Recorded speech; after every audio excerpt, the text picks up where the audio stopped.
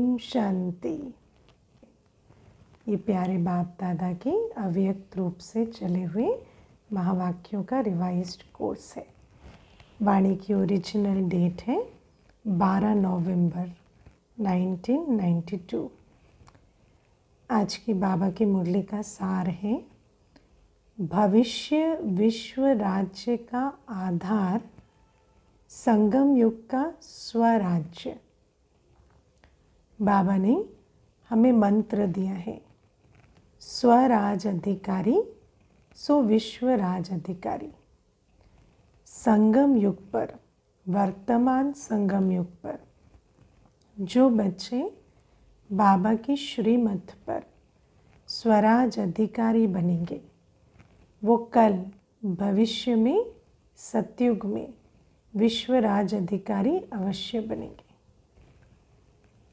आज विश्व रचता बाप दादा अपने सर्व स्वराज अधिकारी बच्चों को देख रहे हैं। सब अपनी पोजीशन में स्थित हो जाओ। स्वराज अधिकारी बच्चे अपने स्वमान में स्थित हो जाएं। तो बाबा की दृष्टि हम बच्चों पर पड़ रही है। इस वर्तमान संगम युग के स्वराज अधिकारी और भविष्य में विश्व राज अधिकारी बनते हो। हम ही वो तकदीरवान बच्चे हैं जो अभी बाबा से श्रीमत पाकर स्वराज अधिकारी बनते हैं और भविष्य में विश्व राज अधिकारी बनते हैं। क्योंकि स्वराज्य से ही विश्व के राज्य का अधिकार प्राप्त करते हो। लायक कैसे बनेंगे? जब इस समय स्वराज्य करेंगे, अपनी शरीर की इंद्रियों और मन बुद्धि संस्कार पर पूरा राज्य होगा, तो तभी हम अधिकारी बनेंगे, विश्व राज अधिकारी बनने के। इस समय के स्वराज्य की प्राप्ति का अनुभव भविष्य विश्व के राज्य से भी अति श्रेष्ठ अनुभव है। अनुभव तो ये उससे भी श्रेष्ठ। क्यों? क्योंकि जब हम विश्व राज अधिकारी होंगे तो सब आत्माएं भी कैसी होंगी? श्रेष्ठ होंगी। लेकिन अभी जब हम स्वराज अधिकारी बन रहे हैं तो किन के बीच बन रहे हैं? जो बिल्कुल इंद्रियों के गुलाम हैं। तो इस समय का अनुभव उससे भी श्रेष्ठ है। और इस समय तो बाबा साथ है, बाबा की श्रीमत पर स्वराज अधिकारी बन रहे हैं। तो ये गॉडली लाइफ, गॉडली अनुभव उस दैवी अनुभव से भी श्रेष्ठ है। सारे ड्रामा के अंदर राज्य अधिकारी राज्य करते आते हैं। सबसे श्रेष्ठ पहला है स्वराज्य, है ना। ड्रामा में पहले सबसे पहले कौन सा राज्य मिलता है? अभी स्वराज्य संगम युग पर, जिसके आधार से, ये आधार है क्योंकि जितना जो इस समय स्वराज अधिकारी उतना वो भविष्य में विश्व राज अधिकारी बनते हैं। तो बाबा कहते हैं सबसे श्रेष्ठ पहला है स्वराज्य, जिसके आधार से आप स्वराज अधिकारी आत्माएं अनेक जन्म सतयुग त्रेता तक विश्व राज अधिकारी बनते हो। एक जन्म नहीं, अनेक जन्मों तक विश्व राज अधिकारी बनते हो। तो पहला है स्वराज्य। फिर नेक्स्ट क्या आता है? आधा कल्प है। आधा कल्प 2500 वर्ष, है ना। आधा कल्प माना 5000 वर्ष, पूरा ड्रामा का चक्र। तो आधा कल्प क्या रहेगा? विश्व राज्य अधिकार। और द्वापर से लेकर के राज्य तो होता ही है, लेकिन विश्व राज्य नहीं, स्टेट के राजाएं बनते हैं। क्योंकि कोई एक राजा पूरे विश्व में द्वापर युग के बाद राज्य नहीं करते। सारे विश्व पर एक राज्य वो सिर्फ सतयुग में ही होता है। तो 3 प्रकार के राज्य सुनाए, ठीक है ना। पहला स्वराज्य, दूसरा विश्व राज्य अधिकारी, फिर तीसरा स्टेट के राजाएं द्वापर युग से। राज्य अर्थात सर्व अधिकार की प्राप्ति। सतयुग त्रेता की राजनीति, द्वापर की राजनीति और संगम युग की स्वराज्य नीति, तीनों को अच्छी रीति से जानते हो। नीति माना विधि, है ना, जिस विधि से अभी स्वराज अधिकारी बनते हैं, और सतयुग की राजनीति पॉलिसी, और फिर द्वापर युग से स्टेट के राज्य की नीति, वो सब अभी हम जानते हैं। आज बाबा तीनों स्पष्ट करेंगे। संगम युग की राजनीति अर्थात हर एक ब्राह्मण आत्मा स्व का राज्य अधिकारी बनता है। आज की राजनीति क्या है? हम आत्मा अपनी इंद्रियों और मन बुद्धि संस्कार पर राज्य करें। हर एक राजयोगी है। सभी राजयोगी हो या प्रजा योगी हो, राजयोगी हो ना, तो राजयोगी अर्थात राजा बनने वाले योगी। मिली डेफिनेशन आज। राजयोगी कौन? राजा बनने वाले योगी। स्वराज्य अधिकारी आत्माओं की विशेष नीति है। जैसे राजा अपने सेवा के साथियों को, प्रजा को जैसा जो ऑर्डर करते हैं, उस ऑर्डर से उसी नीति प्रमाण साथी व प्रजा कार्य करते हैं। ऐसे आप स्वराज अधिकारी आत्माएं अपनी योग की शक्ति द्वारा हर कर्मेंद्रिय को जैसा ऑर्डर करती हो, वैसे हर कर्मेंद्रिय आपके ऑर्डर के अंदर चलती है। तो संगम युग की राजनीति क्या है कि मैं स्वराज अधिकारी आत्मा जिस कर्मेंद्री को जैसा ऑर्डर करूं, वैसा वो ऑर्डर प्रमाण चले। लेकिन अंडरलाइन क्या करना है? योग बल के द्वारा, योग की शक्ति द्वारा। राजनीति क्या है हमारी? स्वराज्य की नीति। हम राजयोगी आत्माएं योग की शक्ति से अपनी कर्मेंद्रियों को ऑर्डर प्रमाण चलाते हैं। बाबा कहते न सिर्फ ये स्थूल शरीर की सर्व कर्मेंद्रियां, लेकिन मन बुद्धि संस्कार भी आप राज्य अधिकारी आत्मा के डायरेक्शन प्रमाण चलते हैं। लेकिन अंडरलाइन करना, राज्य अधिकारी बनने का, स्वराज अधिकारी बनने की नीति क्या है? राजयोग। योग की शक्ति द्वारा हम स्वराज अधिकारी बनते हैं। तो राजनीति है राजयोग के द्वारा स्वराज अधिकारी बनना। जब चाहो जैसे चाहो, बाबा कहते हैं मन बुद्धि संस्कार को ऑर्डर से चलाना, अर्थात जब चाहो जैसे चाहो वैसे मन क्या है? संकल्प शक्ति को वहाँ स्थित कर सकते हो। जब चाहो जैसे चाहो, जहाँ चाहो वहाँ संकल्प शक्ति को स्थित कर दो। जिस संकल्प में एकाग्र होना चाहो हो जाओ। अर्थात मन बुद्धि संस्कार के भी राज्य अधिकारी। लेकिन इसका आधार क्या है? योग की शक्ति। संस्कारों के वश नहीं, लेकिन संस्कार को अपने वश में कर श्रेष्ठ नीति से कार्य में लगाते हो। हमें जो हमारा लक्ष्य है, उस आधार से हम संस्कारों को कार्य में लगाते हैं। संस्कार हमसे कर्म नहीं कराते, हम अपनी नीति प्रमाण संस्कारों को कार्य में लगाने वाले हैं। श्रेष्ठ संस्कार प्रमाण संबंध संपर्क में आते हो। संबंध संपर्क में हमारे संस्कार जो चाहे इमर्ज हो जाए, ऐसा नहीं। हम अपने श्रेष्ठ संस्कारों को इमर्ज कर संबंध संपर्क में आते हैं। तो स्वराज्य की नीति है मन, बुद्धि, संस्कार और सर्व कर्मेंद्रियों के पर स्व अर्थात आत्मा का अधिकार। अगर कोई कर्मेंद्रिय कभी आँख धोखा देती, कभी बोल धोखा देता, वाणी अर्थात मुख धोखा देता, संस्कार अपने कंट्रोल में नहीं रहते, तो उसको स्वराज अधिकारी नहीं कहेंगे। क्योंकि जिसकी अपनी प्रजा कंट्रोल में नहीं है, अपना राज्य उसके कंट्रोल में नहीं है, उसको राजा नहीं कह सकते। कंट्रोल में नहीं रहने की निशानी क्या होती है?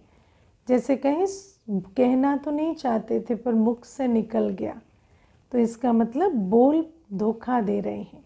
देखना नहीं चाहते पर दृष्टि वहाँ चली गई, या वो सीन जो है वो बुद्धि में बैठ गई, तो इसका मतलब हमारा अपनी इंद्रियों पर कंट्रोल नहीं। तो बाबा कहते हैं उसको कहेंगे स्वराज अधिकार के पुरुषार्थी, अधिकारी नहीं कहेंगे। अधिकारी नहीं लेकिन पुरुषार्थी। वास्तव में राज्य अधिकारी आत्मा को तो स्वप्न में भी कोई कर्मेंद्रियां व मन, बुद्धि, संस्कार धोखा नहीं दे सकते। स्वप्न में कर्मेंद्रियां भी धोखा देती हैं और स्वप्न में मन, बुद्धि, संस्कार भी धोखा देते हैं। तो सारे दिन इतना हम अपनी अधिकारीपन की स्थिति में रहें कि जब नींद में है तो स्वप्न में भी हमारी जो सेना है वो हमसे धोखा ना कर सके।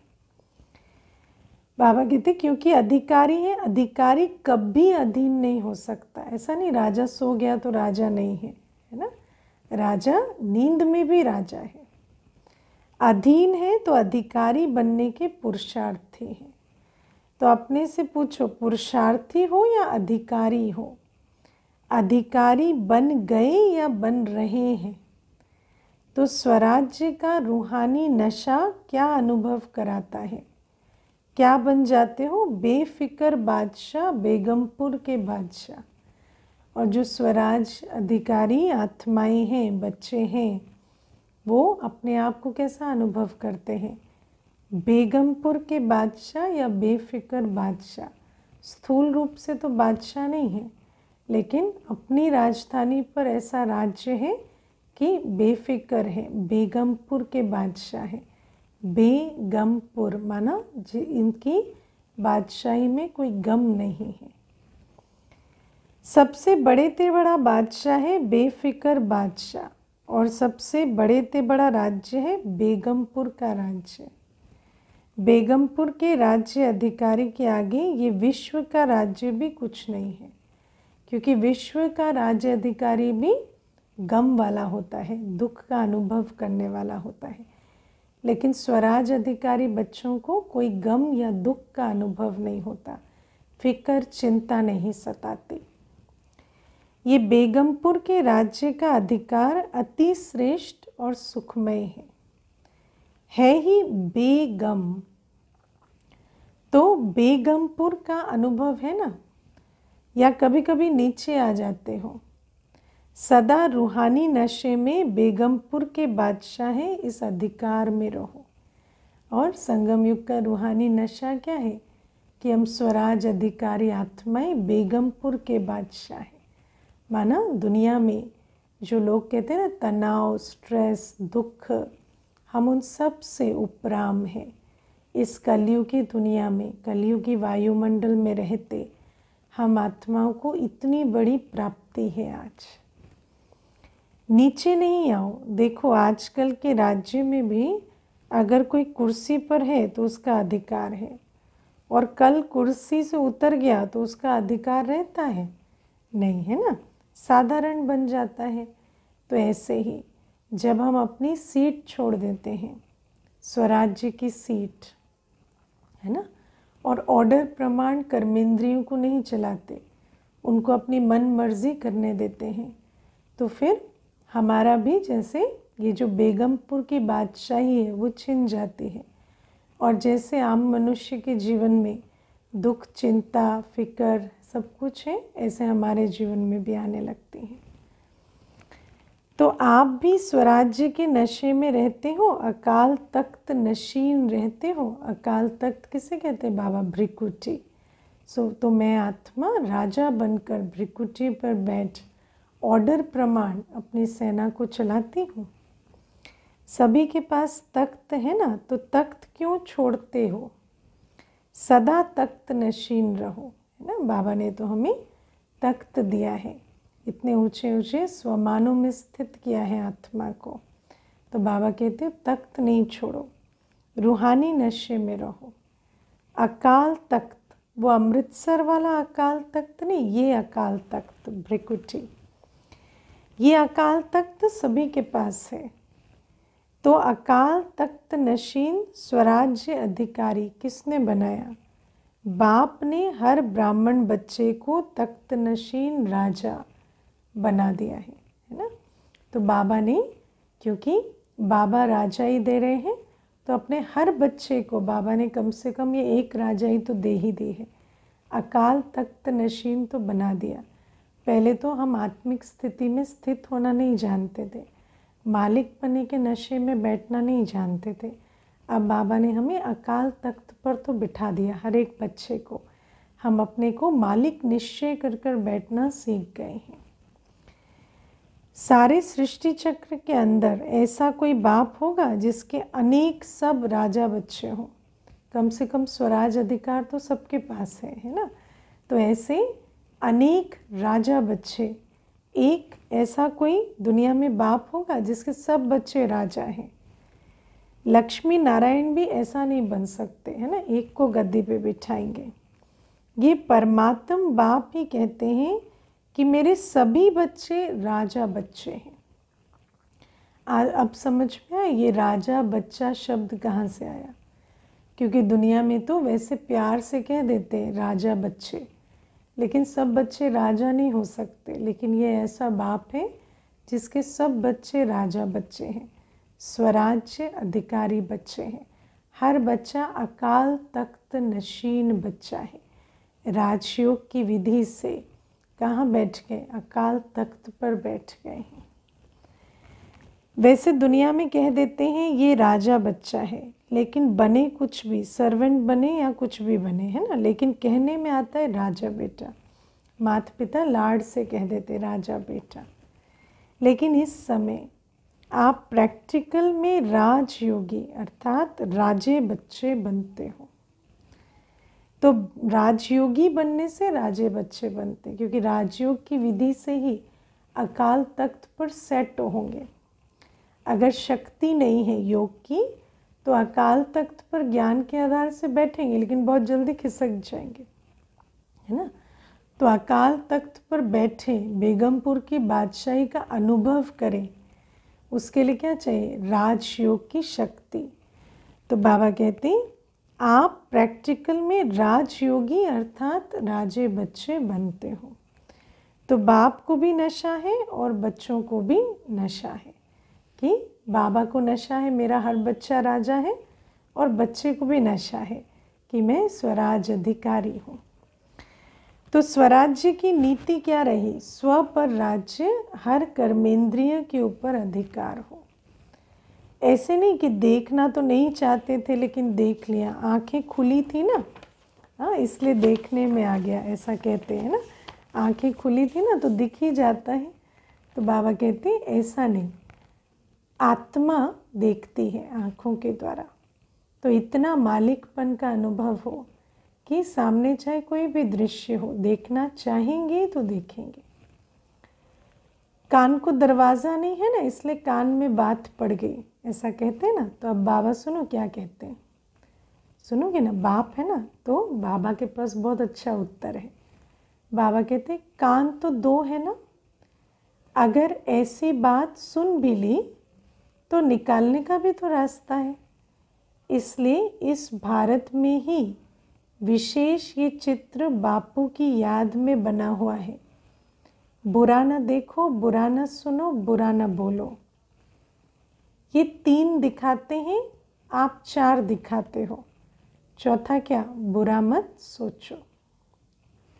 तो वो उस बापू के नाम से दिखाते हैं, लेकिन बेहद का बाप भी कहते हैं आँखें पर बुरा मत देखो, कान है पर बुरा मत सुनो, मुख है पर बुरा मत बोलो, और मन है पर बुरा मत सोचो। और जो ये कर सकेंगे वो कौन होंगे, वो स्वराज अधिकारी। उसके लिए बल चाहिए, राजयोगी ही स्वराज अधिकारी बनते हैं। बुरा सोचो भी नहीं, क्योंकि पहले सोचना होता है, फिर बोलना होता है, फिर देखना होता है। जो सोचेंगे वो फिर बोलेंगे भी, देखेंगे भी।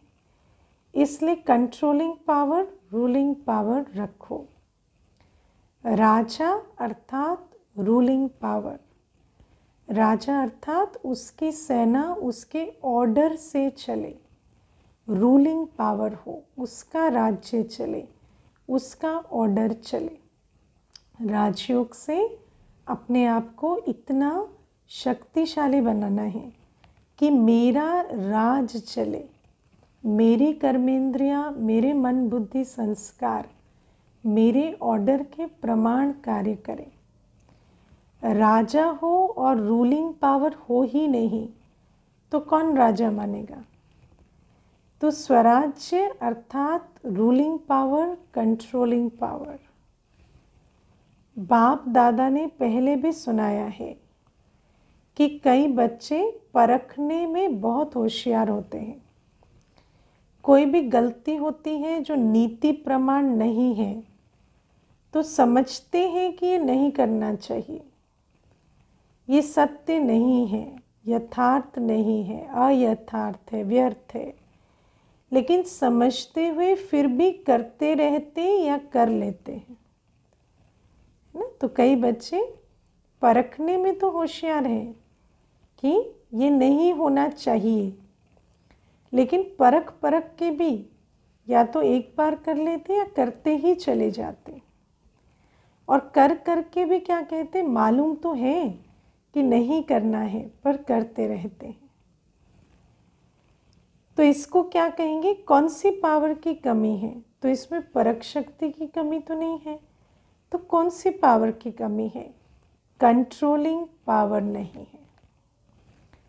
जैसे आजकल कार चलाते हैं, देख भी रहे हैं कि एक्सीडेंट होने की संभावना है, ब्रेक लगाने की कोशिश करते हैं, लेकिन ब्रेक लगे ही नहीं तो ज़रूर एक्सीडेंट होगा ना।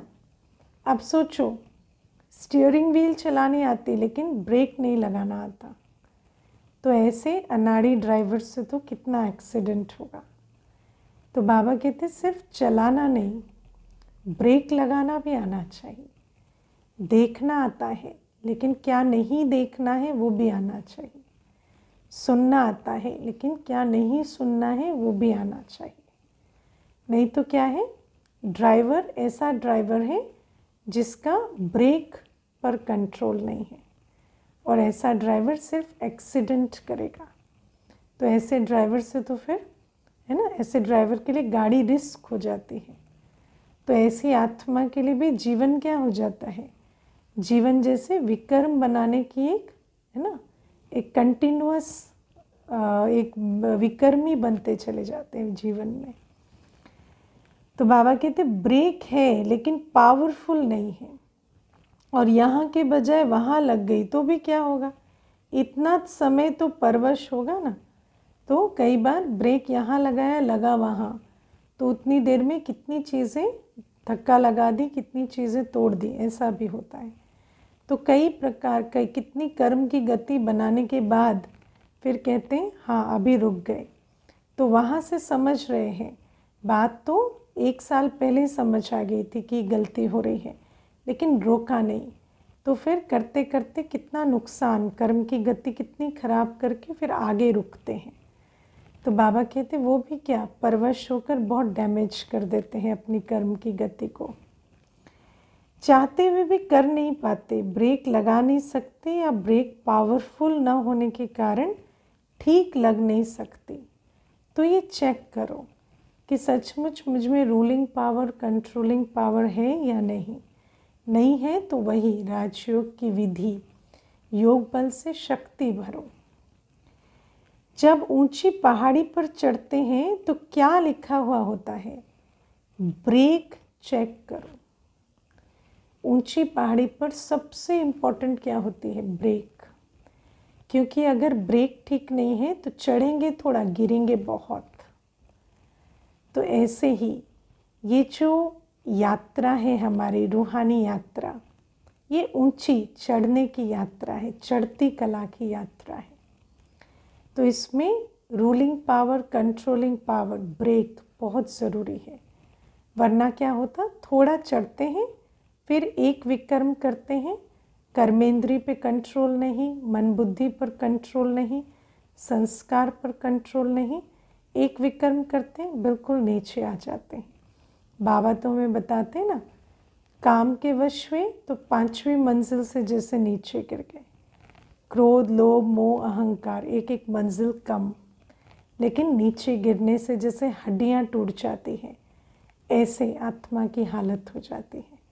तो बाबा कहते हैं इसीलिए इस रूहानी यात्रा में आत्मा को बाबा ने अकाल तख्त पर बिठा दिया और स्वराज अधिकार दिया कि चलो अब अपनी कर्मेंद्रियों को ऑर्डर प्रमाण चलाकर अपनी मंजिल पर पहुंचो, है ना। मंजिल को लक्ष्य को दृष्टि में रखकर अपने संस्कारों को यूज़ करो, मन बुद्धि को यूज़ करो और कर्म करते आगे बढ़ो। लेकिन अगर आत्मा में रूलिंग पावर नहीं तो क्या होगा? एक गलती होगी और कर्मेंद्रियों से, मन बुद्धि से एक गलती होगी और नीचे, सीधा नीचे, और जिस विकार के वश में उतनी ऊंचाई से गिरते हैं और बहुत चोट लगती है।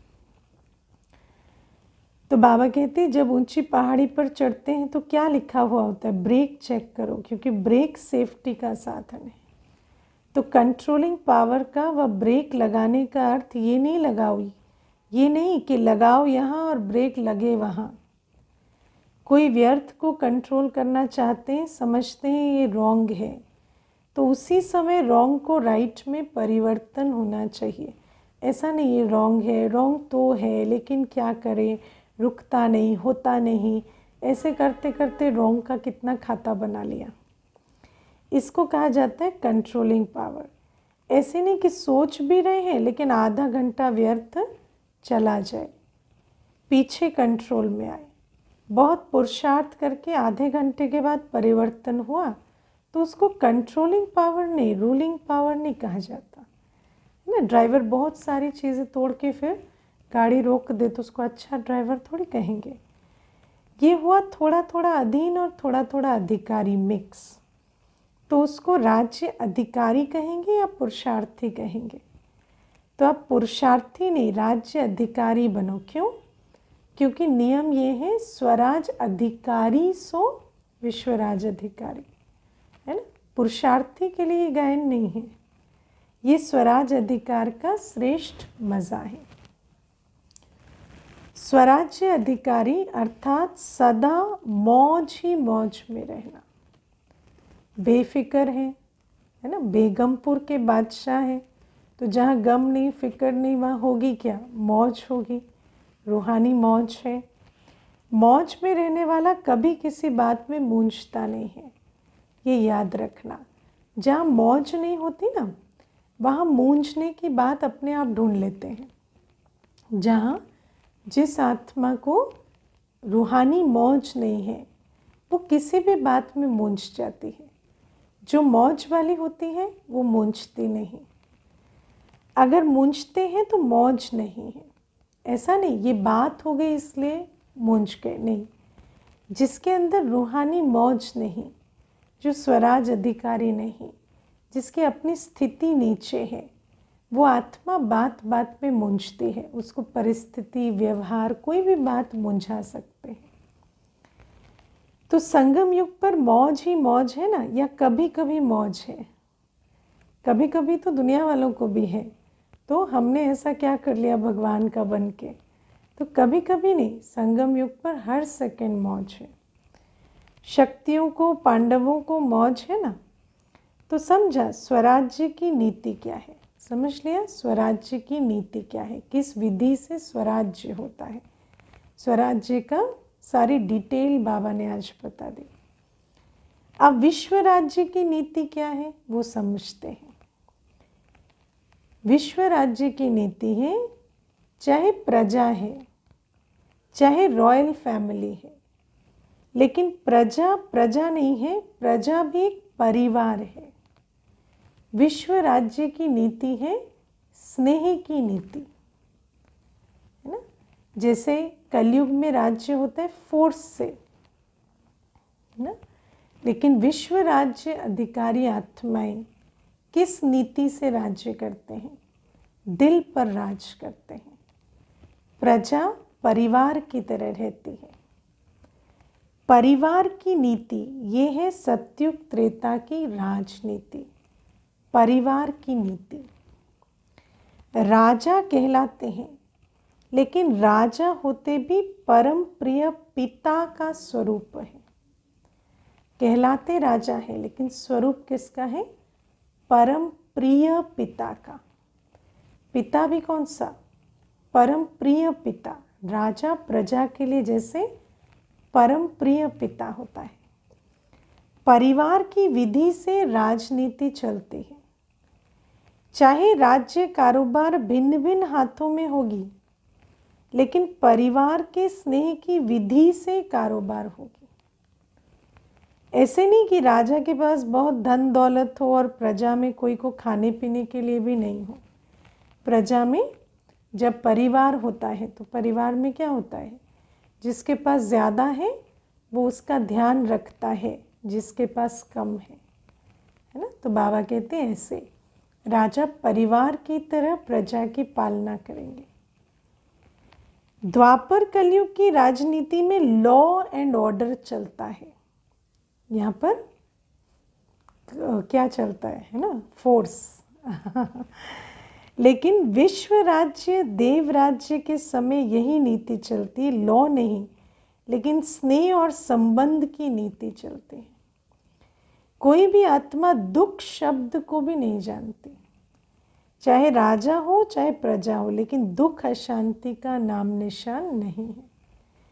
दुख क्या चीज़ होती है उसका अज्ञान है, ज्ञान ही नहीं है। इसको कहते हैं दुख की भी अविद्या है। दुख क्या होता है भी पता नहीं। जैसे इस समय स्वराज्य के समय भी आपको बाप दादा किस नीति से चलाते हैं?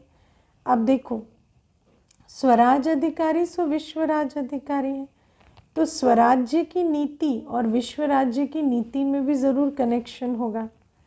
तो बाबा कहते हैं अभी भी बाबा ने ये जो स्वराज अधिकारी बनाया, ये कैसे बनाया? बाबा हम आत्माओं को कैसे चलाते हैं? लॉ एंड ऑर्डर से या स्नेह और संबंध से? स्नेह और संबंध से। तो हम बाबा से राज्य भी लेते हैं और राज्य करने की कला भी सीखते हैं। जैसे बाबा हमें अभी चलाते हैं, ऐसे हम कल प्रजा को चलाएंगे। तो बाबा कहते स्नेह और श्रीमत से। श्रीमत पर चलते रहते तो कोई भी सख्त ऑर्डर करने की आवश्यकता नहीं है। बाबा श्रीमत देते हैं और श्रीमत पर स्नेह से चलाते हैं। सख्ती करने की बाबा को ज़रूरत नहीं पड़ती। अगर नीति को भूलते हैं तो स्वयं को कलयुगी नीति में चलाते हैं, है ना। और अगर हम बाबा की नहीं सुनते तो फिर भोगना भोगते हैं। तो विश्व के राज्य की नीति भी बहुत प्यारी है, लेकिन अनेकता नहीं है। एक राज्य है और अखुट खजाना है। प्रजा भी इतनी संपन्न होगी, आजकल के जो बड़े बड़े पत्तनपति हैं ना, उनसे भी ज़्यादा। स्वराज्य जब विश्व राज्य होता है सतयुग, तो वहाँ की प्रजा आज के पद्मपतियों से भी ज़्यादा संपन्न होगी। अप्राप्ति का नाम निशान नहीं। इसीलिए तो सतयुग के लिए क्या कहते हैं? अप्राप्त नहीं कोई वस्तु देवताओं के खजाने में। लेकिन इसका आधार क्या है? स्वराज्य। इस समय जो बाप के स्नेह और श्रीमत प्रमाण चलेगा, जो राजयोग की विधि से स्वराज अधिकारी बनेगा, वही कल विश्वराज अधिकारी भी बनेगा और उसी को विश्व राज्य नीति प्रमाण चलाना भी आएगा। क्योंकि जैसे बाप की पालना से बने हैं वैसे कल दूसरों को भी पालना दे सकेंगे। इस समय संपन्न बनते हो, इसलिए परमात्मा संपत्ति की संपन्नता सत्युग त्रेता के अनेक जन्म प्राप्त होती है। इसलिए कहा नंबर 1 राज्य है स्वराज्य, फिर है विश्व राज्य और तीसरा है द्वापर कलयुग का अलग अलग स्टेट का राज्य। इस राज्य को तो अच्छी तरह जानते ही हो, है ना। द्वापर कलयुग से जो राज्य होता है वो हमें बाबा क्या समझाएंगे तुम चारों तरफ देख ही रहे हैं, वर्णन करने की आवश्यकता नहीं है। तो सदा किस नशे में रहना है? स्वराज्य हमारा जन्म सिद्ध अधिकार है। हम बाबा के बने, जब से बाबा के बने, बाबा के पास जन्म होते ही बाबा हमें राजा बना देते हैं, आत्मा को उसके अकाल तख्त पर बिठा देते हैं। हर बच्चा बच्चा बनते ही राजा बच्चा बन जाता है। किस जन्म का? ब्राह्मण जन्म का, है ना। तो जब जैसे हमारा ब्राह्मण जन्म होता है, बाबा के बच्चे बने तो स्वराज अधिकारी बाबा हमें बना देते हैं। ब्रह्मा बाप ने जन्मते ही स्वराज्य का तिलक हर ब्राह्मण आत्मा को लगाया। तिलकधारी हो ना, तिलक माना स्मृति, है ना। बाबा ने स्मृति दिलाई कि तुम आत्मा हो, तुम मालिक हो। तो स्मृति में स्थित होना माना तिलकधारी बनना। तिलक है स्मृति का, तिलक भी है तख्त भी है ना। तो बाबा ने सीट भी बता दी आत्मा को, यहाँ बैठो स्वमान की सीट पर, और तिलक भी लगा दिया स्मृति का, और ताज भी है ना। और बाबा ने नशा भी चढ़ा दिया। ताजधारी हो ना। कौन सा ताज है? विश्व कल्याण का ताज।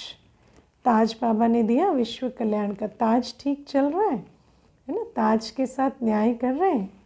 विश्व कल्याणकारी हो ना। प्योरिटी का ताज और विश्व कल्याण का ताज, डबल ताज है। प्योरिटी का ताज है लाइट और विश्व कल्याण का ताज है सेवा का ताज।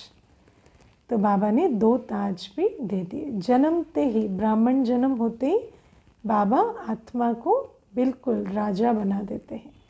ताज, तख्त और तिलक। विश्व सेवाधारी हो ना, ऐसे नहीं कि स्टेट के सेवाधारी समझो। अब बाबा हमें ताज का नशा चढ़ा रहे हैं कि हम पर जिम्मेवारी है। कौन सा ताज? विश्व कल्याण की जिम्मेवारी। बाबा कहते सब अपने आप को विश्व कल्याणकारी समझकर चलते हो, विश्व सेवाधारी समझकर चलते हो, या स्टेट के सेवाधारी समझते हो। हम गुजरात के हैं, हम राजस्थान के, हम दिल्ली के सेवाधारी हैं, नहीं, विश्व सेवाधारी। कहाँ भी रहते हैं लेकिन वृत्ति और दृष्टि बेहद की। बैठे कमरे में लेकिन वृत्ति दृष्टि क्या हो कि हमारा एक एक संकल्प, हमारी एक एक अवस्था का प्रभाव सारे विश्व पर पड़ रहा है। इतना अटेंशन स्व पर कि हमारे एक एक कदम का प्रभाव विश्व की अवस्था पर पड़ रहा है। अगर विश्व सेवाधारी नहीं बनेंगे तो न स्वराज्य न विश्व राज्य, फिर द्वापर कलयुग में स्टेट का राजा बनना पड़ेगा। लेकिन विश्व राज्य अधिकारी के लिए सदा अपना ताज, तिलक और तख्त, सदा इस पर स्थित रहो। सदा ताजधारी, पवित्रता का ताज और विश्व सेवा की भावना दोनों इमर्ज रहे। तख्त पर बैठो, अकाल तख्त पर मालिकपन के, और जो तिलक है स्मृति का, अपनी आत्मिक स्मृति का तिलक सदा लगा रहे। तो इसको कहेंगे विश्व सेवाधारी बनना। शरीर से तख्त पर नहीं बैठना है, लेकिन बुद्धि द्वारा स्मृति की स्थिति में स्थित रहना है। स्थिति में स्थित होना, यही तख्त पर बैठना है जो सदैव बैठ सकते हो, है ना। एक कुर्सी पे बैठना तो सारे दिन मुश्किल होता है, लेकिन अपनी स्मृति की सीट पे बैठना, मैं कौन हूँ, किसका हूँ, मेरा स्वधर्म क्या, स्वमान क्या, शक्तियाँ क्या, इस स्मृति में सदा स्थित रहना, इसको कहेंगे सदा तख्त नशीन रहना। शरीर से तो कितने घंटे बैठेंगे, थक जाएंगे ना, लेकिन बुद्धि द्वारा स्थिति में स्थित रहना, ये है तख्त नशीन होना। ये तो सहज है ना। तो स्वराज्य के नशे में निरंतर स्थित रहो। समझा क्या करना है? पुरुषार्थी नहीं, लेकिन अधिकारी बनना। सभी ने मिलन मनाया ना, सभी भाग भाग कर आते हैं परमात्म मिलन का मेला मनाने के लिए। तो मिलन के मेले में आए हो ना, या मेला लगता है या भीड़ लगती है ना। एक बार एक भाई ने ऐसे बात करते करते कहा, इस बार हम मधुबन गए थे तो बहुत भीड़ थी। तो मैंने कहा ये भीड़ नहीं, ये परिवार है ना। तो ये भीड़ नहीं है, ये मिलन है। जैसे लौकिक परिवार में बहुत इकट्ठे होते हैं तो और भी खुशी हो जाती है, तो ऐसे मेला है, मिलन मेला, भीड़ नहीं है। बाबा कहते आराम है ना, आराम से रहना, खाना चलना सब आराम से है, क्योंकि आत्मा कहाँ है? तख्त पर बैठी है। तो तख्त पर बैठी आत्मा सब कुछ आराम से करती है। फिर भी बहुत लकी हो, उन मेलों के मुआफिक मिट्टी में तो नहीं रहे हुए हो, फिर भी बिस्तरा और खटिया तो मिली हुई है ना। और जगहों पर तो है ना ऐसा साफ स्वच्छ वातावरण नहीं मिलता। वहाँ मेले में तो नहाओ तो भी मिट्टी, रहो तो भी मिट्टी, और खाओ तो भी मिट्टी साथ में आएगी। यहाँ बच्चे आते हैं अपने घर में, नशे से आते हो है ना, और घर जैसा तो कोई स्थान ही नहीं होता।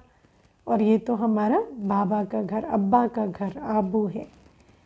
बाप भी खुश और बच्चे भी खुश। हॉल में पीछे बैठने वाले सबसे आगे हो, क्योंकि बाप दादा की पहली नज़र लास्ट तक जाती है। कितनी बढ़िया बात बाबा ने कही, जो पीछे बैठते हैं उनको दृष्टि पहले मिलती है। अच्छा,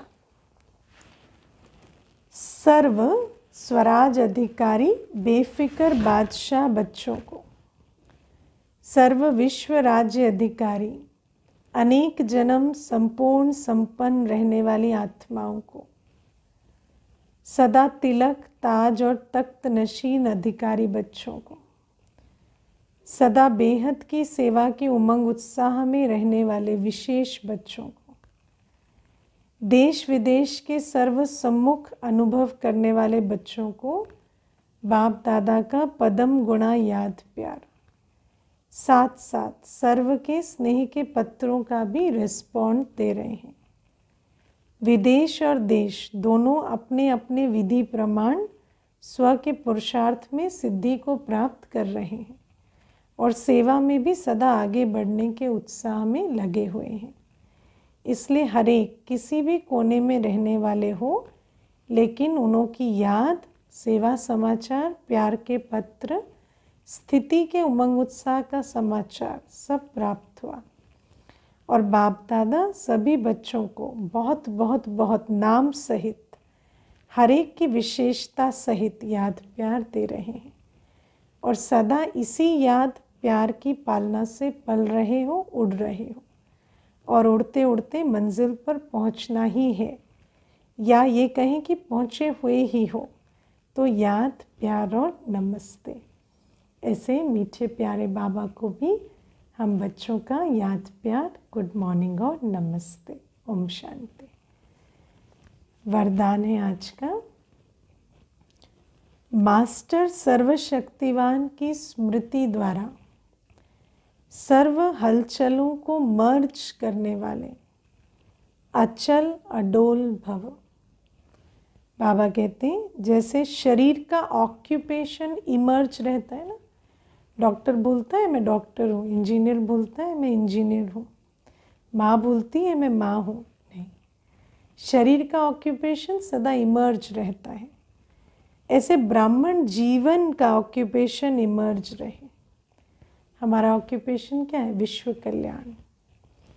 और उसका हर कर्म में नशा हो तो सर्व हलचलें मर्ज हो जाएंगी और आप सदा अचल अडोल रहेंगे।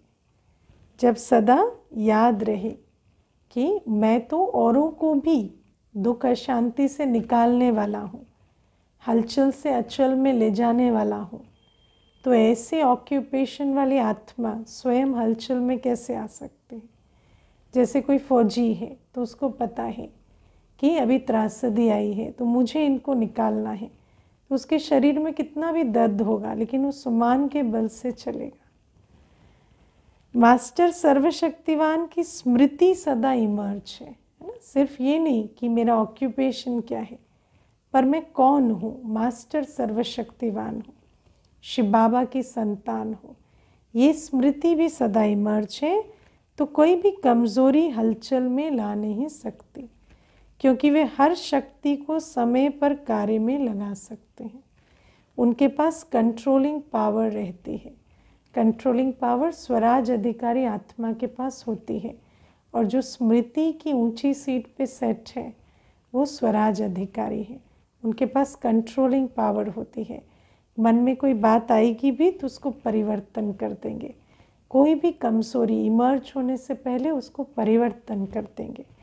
इसलिए संकल्प और कर्म दोनों समान होते हैं। स्लोगन है, नाजुक परिस्थितियों में घबराने के बजाय उनसे पाठ पढ़कर स्वयं को परिपक्व बना लो। नाजुक परिस्थिति आई, उसमें हमने बाबा के ज्ञान गुण शक्ति को अप्लाई किया और अनुभव की गिफ्ट ले ली, और उस अनुभव से अपनी स्थिति को और परिपक्व मैच्योर बना लिया। तो बाबा कहते हैं नाजुक परिस्थितियों से घबराओ नहीं, है ना। परिस्थिति को कहो मेरा खुदा तुमसे बड़ा है, और फिर उस परिस्थिति से पाठ पढ़कर स्वयं को परिपक्व बना लो। ओम शांति।